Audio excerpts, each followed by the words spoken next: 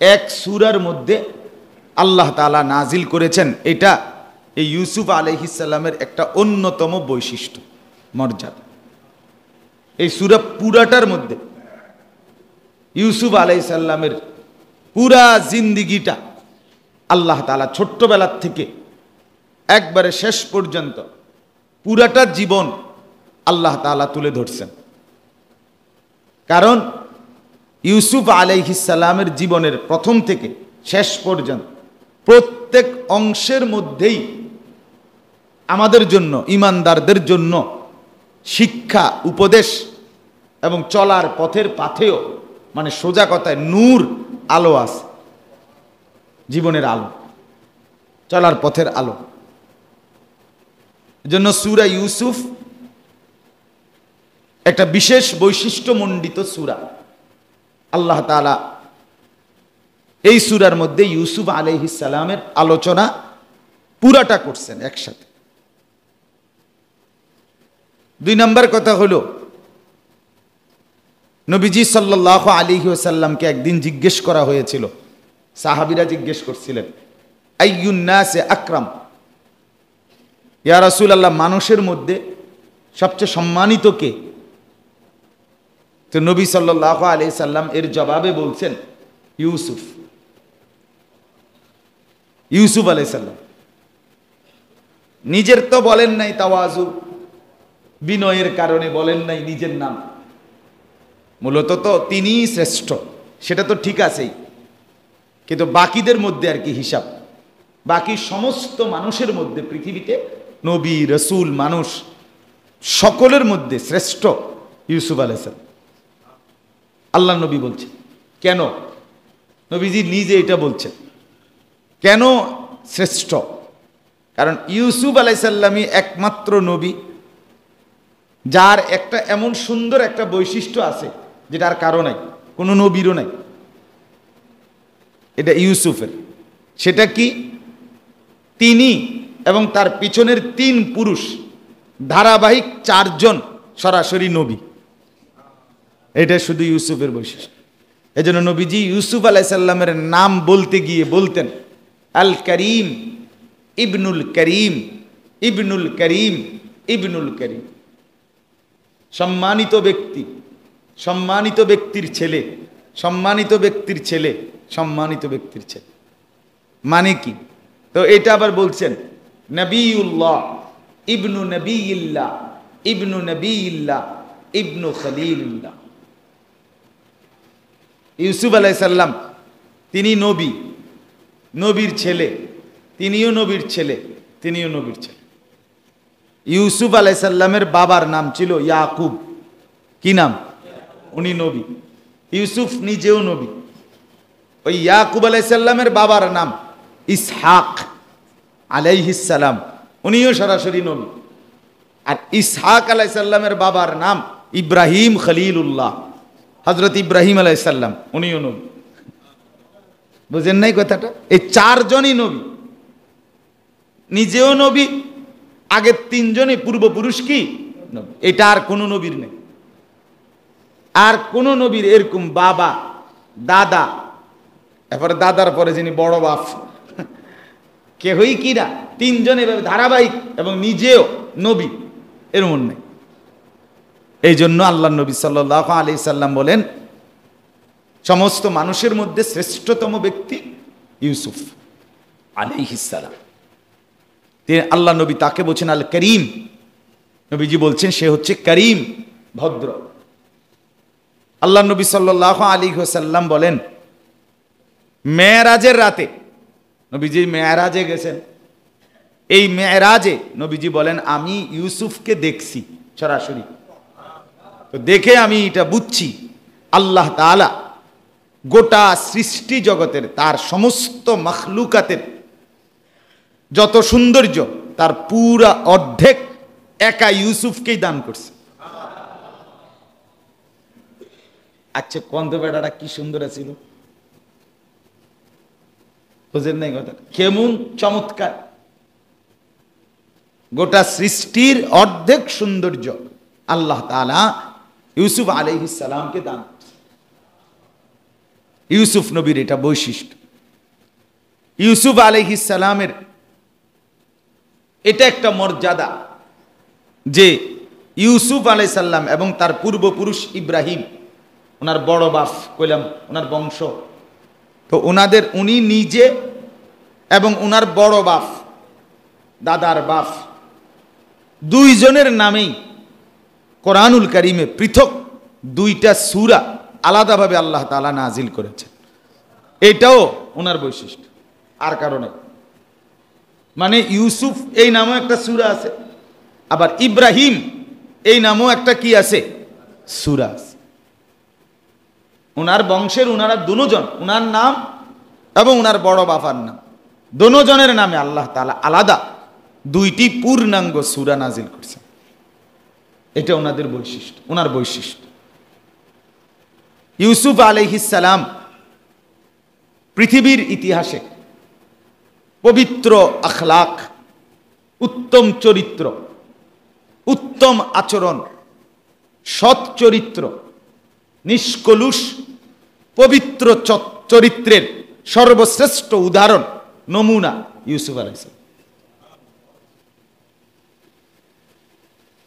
পৃথিবীর সর্বোচ্চ সুযোগ আল্লাহর নাফরমানি করার, চরিত্রহীনতার, অশ্লীলতার, বেহায়াপনা, চূড়ান্ত সুযোগ পাওয়ার পরেও শুধুই কেবল আল্লাহর ভয়ে, যিনি একেবারেই পূর্ণ সুযোগটাই হাতছাড়া করেছেন, আত্মসংবরণ করেছেন, নিজেকে কন্ট্রোল করেছেন 100। এটা ইউসুফ আলাইহিস সালামের বৈশিষ্ট্য। এজন্য পৃথিবীর সমস্ত যুবক, বিশেষ করে মুসলমান যুবক যারা আল্লাহ চিনে, আখেরাত চিনে, যাদের পরকাল বিশ্বাস আছে, যারা মনে করে মরবে, তাদের জন্য ইউসুফ আলাইহিস সালাম যৌবনকালের সর্বশ্রেষ্ঠ উপমা। যুবক কেমন চরিত্রবান হতে হয়, যুবকের আখলাক কেমন হওয়া উচিত, তার চূড়ান্ত উৎকৃষ্ট একটি নমুনা হযরত ইউসুফ আলাইহিস সালাম। আল্লাহ তাআলা এই জন্য ওনার ঘটনাটাকে এতটা বিস্তারিত বর্ণনা করছে এই সূরার মধ্যে, ইউসুফ আলাইহিস সালামের ঘটনা। এরপরে শুনেন, ইউসুফ আলাইহিস সালামের ঘটনাকেই আল্লাহ তাআলা ডাইরেক্ট কোরআনুল কারীমে এখানেই আছে, নাহনু নাকুসসু আলাইকা আহসানাল কাসাস। আল্লাহ তাআলা বলেন সর্বোৎকৃষ্ট, সবচেয়ে সুন্দর, সবচেয়ে সেরা ঘটনা ইউসুফ আলাইহিস সালামের ঘটনা। আল্লাহ নিজে বলছেন, এই যে এই আয়াত, যে হে নবী, আমি আপনার কাছে এখন একটি সর্বোত্তম সুন্দর আহসানাল কাসাস, সমস্ত ঘটনা সমূহের মধ্যে থেকে সবচেয়ে সুন্দর ঘটনা আমি আপনার কাছে শোনাবো। এই কথা বলে মানে বড় আকর্ষণ কইরা আল্লাহ তাআলা ভূমিকাটাই করছে খুব সুন্দর কইয়া, যে আপনারা একটা মজাদার ঘটনা শোনাবো, আপনাকে একটা দারুণ ঘটনা শোনাবো, আপনাকে একটা সর্বোত্তম ঘটনা শোনাবো। এই কথা বলে আল্লাহ তাআলা ইউসুফ আলাইহিস সালামের আলোচনা এই সূরার মধ্যে বিস্তারিত শুরু করেছে।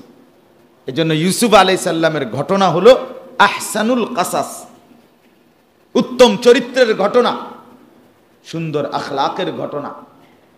জীবনের প্রথম থেকে অসংখ্য চড়াই উতরাই, বাধা বিপত্তি, ষড়যন্ত্র, অনেক দুঃখ কষ্ট, পেরেশানি, মুসিবত পোহাইয়া একটা মানুষ দুনিয়াবি সম্মান ইজ্জতের সর্বোচ্চ শিখরে, আবার আল্লাহ প্রদত্ত নবুয়তের, মানে কোনো মানুষকে আল্লাহ তাআলা সর্বোচ্চ যেই মর্যাদা দেয় সেটা হলো নবী। তো আল্লাহ তাআলা তাকে অনেক দুঃখ যন্ত্রণা পেরেশানির পরে উভয় দিকে, দুনিয়ার দিকে বাদশা বানায় দিছে, আখিরাতের দিকে নবী বানায় দিছে। সর্বশ্রেষ্ঠ মর্যাদায় উভয় দিকে আল্লাহ তাআলা ওনাকে ভূষিত করছে। উত্তম চরিত্রের পুরস্কার, হুসনে আখলাকের পুরস্কার, সচ্চরিত্রতার পুরস্কার, দুনিয়াতেও সম্মান, আখিরাতেও সম্মান আল্লাহ তাআলা দেখাই দিয়েছে। সূরা ইউসুফ।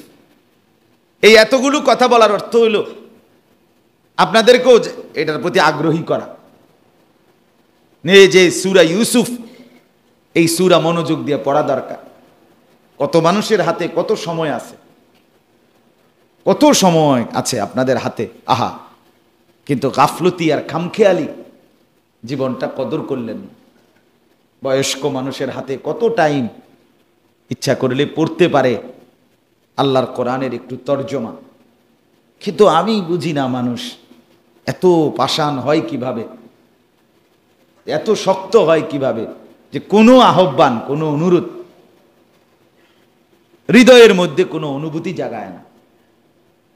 বহুত পেরেশানি আসলে, বহুত পেরেশান। মুরব্বীরা বসে বসে আল্লাহর কোরআনের তর্জমা শুনতে পারেন, বসে বসে তো 4 জন 5 জন একখান দিয়ে বসে একজন দিয়ে পড়াইলেন আল্লাহর কোরআন, একটু তুমি পড়ো বাবা, রিডিং বাংলা চাইয়ে চাইয়ে পড়ো, শুনি আল্লাহ কি বলছেন। তাইলেও তো মজা হইতো। নিজের ঘরে ছেলে আছে, নাতি আছে, মেয়ে আছে, ইচ্ছা করলে আল্লাহর কোরআন না, এই বইয়া তাই কি বইয়া রয়েছেন, যারা কি করে এমনি বইয়া রয়েছি, শৈল বালা না, শৈল বালা না মানে কি এমনি আর এমনি বসে রয়েছে, দুম ধরা বসে থাকে।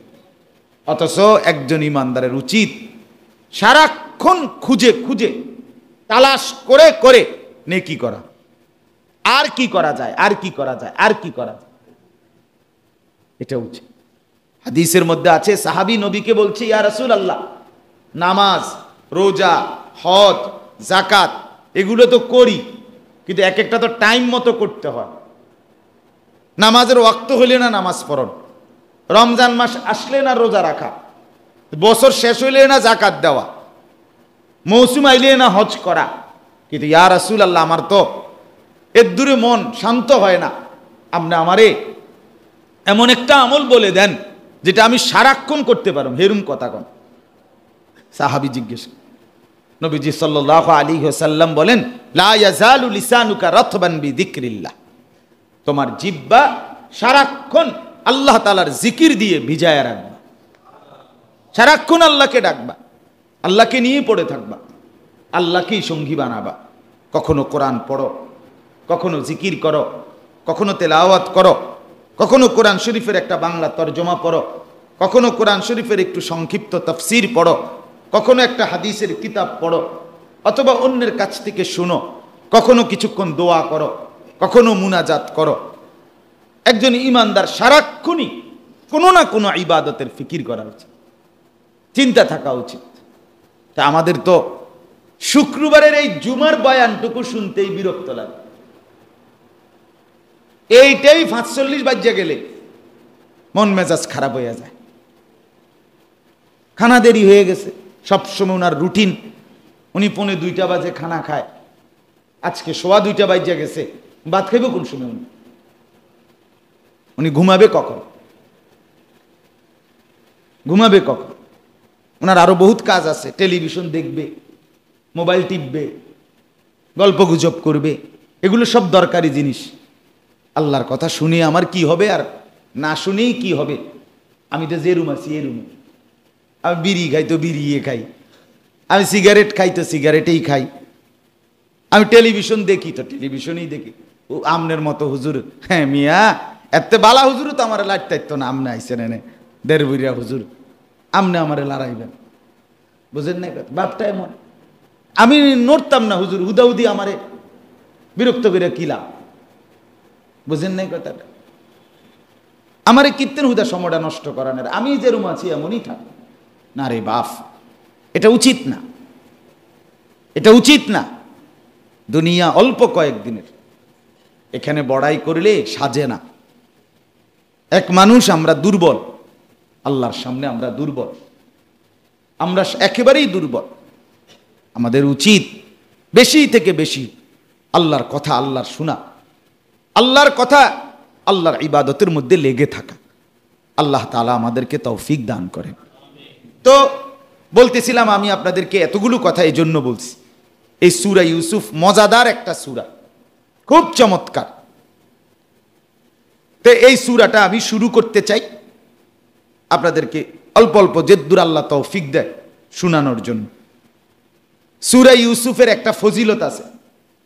নবীজি সাল্লাল্লাহু আলাইহি ওয়াসাল্লাম বলেন, যে ব্যক্তি তার নিজে অথবা নিজের স্ত্রী সন্তান অথবা নিজের অধীনস্থ কর্মচারী তাদেরকে যদি সূরা ইউসুফ শিখায়, পড়ায়, নিয়মিত পড়ে, তো আল্লাহ তাআলা যেই নিয়মিত পড়বে, নবীজি বলছেন হাওয়ানাল্লাহু আলাইহি সাকারাতিল মাউত, আল্লাহ তাআলা তার মৃত্যু যন্ত্রণা হালকা করে দিবেন। তাফসিরে ইবনে কাসিরের মধ্যে এটা আছে। এবং আল্লাহ তাআলা তাকে 2 নম্বর ফজিলত, আল্লাহ তাআলা তাকে ওই মর্যাদা দান করবেন এই সূরা পড়ার বরকতে যে তাকে কোনো মানুষ হিংসা করবেন। ওই ব্যক্তিকে, যে ব্যক্তি নিয়মিত সূরা ইউসুফ কি করবে? তেলাওয়াত করবে। এজন্য আল্লাহ নবী বলেছেন, তোমরা তোমাদের গোলাম, কর্মচারী, তোমাদের পরিবার, সন্তানাদি তাদের সকলকে এবং নিজেরাও সূরা ইউসুফ শেখাও, পড়ো, তেলাওয়াত করো। কেননা এতে তোমাদের মৃত্যু যন্ত্রণা হালকা হবে এবং তোমরা মানুষের হিংসা থেকে বাঁচবে। এটা হলো সূরা ইউসুফের ফজিলত। সূরা ইউসুফের মধ্যে কেন আল্লাহ তাআলা, স্বাভাবিকভাবে একটা কথা ছোট্ট বুঝে নেবেন, কোরআনুল কারীমের একটা বৈশিষ্ট্য, কোরআনুল কারীম কোনো ইতিহাসের কিতাব না যে এখানে ধারাবাহিক ইতিহাস বর্ণনা হয়েছে, বরং ইতিহাসের মূল শিক্ষা, ইবরত, উপদেশ এটা জানানো ইতিহাসের শোনার উদ্দেশ্য। কোনো গল্প কেন শুনবো আমরা? কোনো ইতিহাস কেন শুনবো আমরা? 2 কারণে। 1, অতীতের এই ঘটনা শুনে আমার বর্তমান চলার জন্য পাথেয় ওইখান থেকে নেওয়া, আর ভবিষ্যৎ অতীতের আলোকে পরিকল্পনা করা যে অতীতে যেহেতু অমুকের এই ভুল হয়েছে, ভবিষ্যতে আমার দ্বারা যেন এমন ভুল না, অতীতে অমুকে যেন এটা করে সামনে আগাইছে, ভবিষ্যতে আমিও যেন এভাবে করতে পারি। এই জন্য ইতিহাস, এই জন্য ইতিহাসকে দর্পণ বলে, আয়না। আয়নায় যেমন নিজের চেহারা দেখে, নিজের চেহারার দাগ ত্রুটি এগুলো দেখা যায় না, যার কারণে মানুষ বুঝে যে আমার এখানে একটা দাগ আছে, এখানে একটা আমার একটা কালো ম্যাচ আছে এখানে, তো এটা আয়নায় দেখে সে বুঝে। তো ইতিহাসকেও বলা হয় কোনো জাতির আয়না, অর্থাৎ এই জাতি চলমান জাতি পেছনের ইতিহাসকে সামনে নিয়ে তার আয়নার মতো তার আগামীটাকে এটার মধ্যে দেখবে। কেন ফেরাউন ধ্বংস হইল, কেন নমরুদ ধ্বংস হইল, কেন কারুন ধ্বংস হইল, কেন সাদ্দাত ধ্বংস হইল, কেন কওমে নূহ, কওমে লূত, কওমে হুদ, কওমে সালেহ, কওমে শুআইব, এই নবীর জাতিগুলো কেন আল্লাহ তাআলা ধ্বংস করে দিয়েছেন, এই ঘটনা জানেন। ইব্রাহিম আলাইহিস সালাম কেন দামি হইলেন, ইউসুফ আলাইহিস সালাম কেন দামি হইলেন, ইয়াকুব আলাইহিস সালাম কেন দামি হইলেন, সাহাবায়ে কেরাম কেন দামি হইলেন, এইগুলো শুনবে তো নিজের জীবনের জন্য পাথেয় আলো সঞ্চার করবে। এই জন্য ইতিহাস। তাহলে ইতিহাস শুধুই কিচ্ছা শোনা, গল্প বলা, বিশ্রাম বা অবসর সময় কাটানো, এটা বিনোদন বা ফুর্তি বা আনন্দের উপকরণ, ভাল লাগে শুনতে, এই কারণে ইতিহাস না, এই জন্য ঘটনা না। এটা কোরআনের একটা শিক্ষা, কোরআনের একটা মূলনীতি। এই জন্য কোরআনুল কারীমের আল্লাহ তাআলা বিভিন্ন জায়গায় অবাধ্য জাতি অথবা অনুগত জাতি, ইমানদার মানুষ অথবা নাফরমান মানুষ, উভয়ের ঘটনা আল্লাহ তাআলা কোরআনের বহু জায়গায় ইতিহাস মানে ঘটনা উল্লেখ করছে। কিন্তু কোনোখানেই আল্লাহ তাআলার রীতি এটা যে লম্বা ঘটনা ধারাবাহিক, এরপরে কি হইছে, এরপরে অটো লইছে, অটো লইয়া এরপরে রামচন্দ্রপুর গেছে, গিয়া এরপরে দোয়ানতে খরচা লইছে, লওয়ার পরে এরপরে একটা বাজারের ব্যাগ কিনছে, এরপরে বাজারের ব্যাগ কিনা বাজারের ব্যাগে মালডি ঢুকাইছে, ঢুকানোর পরে এবার টেহা দিছে দোয়ানদারে, এরপরে আবার ব্যাগটা হাতে লইয়া আরেকটা অটো লইছে, লইয়া এরপরে আইসে ফরদাবাদ, আবার আইয়া মসজিদের সামনে নামছে, নাইমা এরপরে অটোওয়ালার টাকা দিয়া এরপরে বাইত গিয়া বাজার খুলছে। ইডিনি ঘটনা। এই যে ঘটনা, মনে করেন অটো লইছে, অটোতে নামছে, ভাড়া দিছে, ব্যাগ লইছে, এটি কি কোনো দরকারি কথা? এটা তো বুঝাই গেছে যে আপনি বাজারে গেছেন, বাজারের থেকে আইছেন, তো যাওয়ার সময় কোনো একটা দিয়ে গেছেন, আওয়ার সময় কোনো একটা দিয়ে আইছেন, বুঝেন না? এই মানে এইভাবে কোরআন বলে না, শুধু যেই অংশটুকু আমার আপনার জন্য শিক্ষা হবে, উপদেশ হবে, নসিহত হবে, কোরআন ওইটুকু শুধু বলছে। এটা হলো মূল কথা। এটা আমরা মাথায় রেখে ইনশাআল্লাহ সামনের দিকে আমরা সূরা ইউসুফের ঘটনা শুনব। তবে সূরা ইউসুফ এটার ব্যতিক্রম। আল্লাহ তাআলা শুধুমাত্র এই একটা সূরা, একটা ঘটনা পুরা কোরআনুল কারীমের মধ্যে বিস্তারিত একটু লম্বা করে বাই সিরিয়াল একটার পর একটা ঘটনা কি হয়েছে আল্লাহ তাআলা ইউসুফ আলাইহিস সালামের ঘটনাটাই এভাবে উল্লেখ করছে। এই ভাইয়েরা নিচে কূপের মধ্যে ফেলাইছে, কূপের থেকে উঠাইছে, উঠানোর পরে মিশরের বাজারে নিয়ে বিক্রি করে ফেলছে। এরপরে আজিজে মিশর, মিশরের অর্থমন্ত্রী কিনে নিছে, তার বাড়িতে গেছে, জুলাইখা কাছে পালছে, বড় হইছে। জুলাইখা এবার আসক্ত হইছে, ওনাকে খারাপ কাজের জন্য আমন্ত্রণ জানাইছে, তিনি ওনার চরিত্র হেফাজত করছে, দরজা খুললা বাহির হয়ে গেছে।